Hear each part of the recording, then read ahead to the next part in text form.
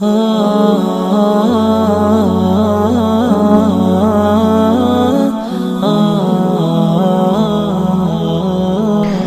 ہمیں رمضان میں روزے عطا فرمائے تاکہ ہماری روحانی ترقی ہو اور ہماری جسمانی بیماریاں بھی ختم ہو.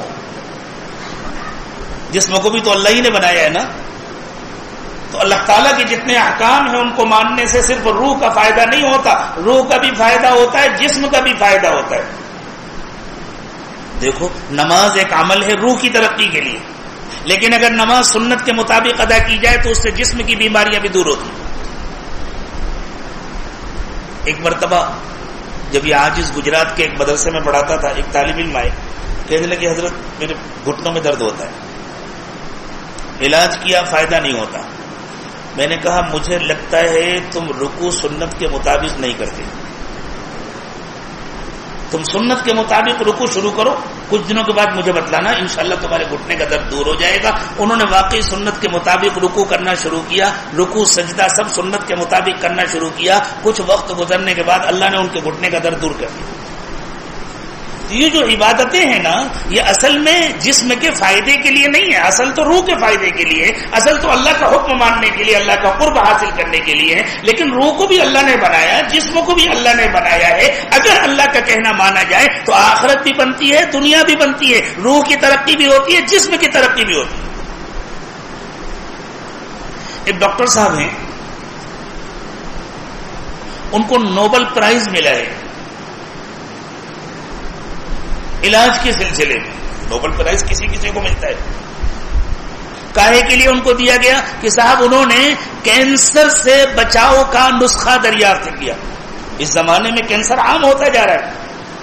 تو ان سے سوال کیا صحافیوں نے کہ ڈاکٹر صاحب آپ نے ایسی کون سی دوا تلاش کر لی جس کی وجہ سے آپ کو اتنا بڑا پرائز ملا؟ تو انہوں نے کہا کہ میں نے دوا نہیں تلاش کی، میں نے ایک طریقہ تلاش کر لیا ہے، اس طریقے کو اپنایا جائے تو کینسر سے بچا جا سکتا ہے. پوچھا کہ آپ نے کیا طریقہ اپنایا ہے، کیا طریقہ تلاش کیا ہے؟ تو انہوں نے کہا کہ اصل میں انسانی جسم کے اندر جو غذاؤں کے فاضل اجزاء جمع ہوتے رہتے ہیں اور خود جسم کے اپنے جو فاضل اجزاء جمع ہوتے ہیں اور جو سڑتے گلتے رہتے ہیں، انہی کی وجہ سے کینسر ہوتا ہے.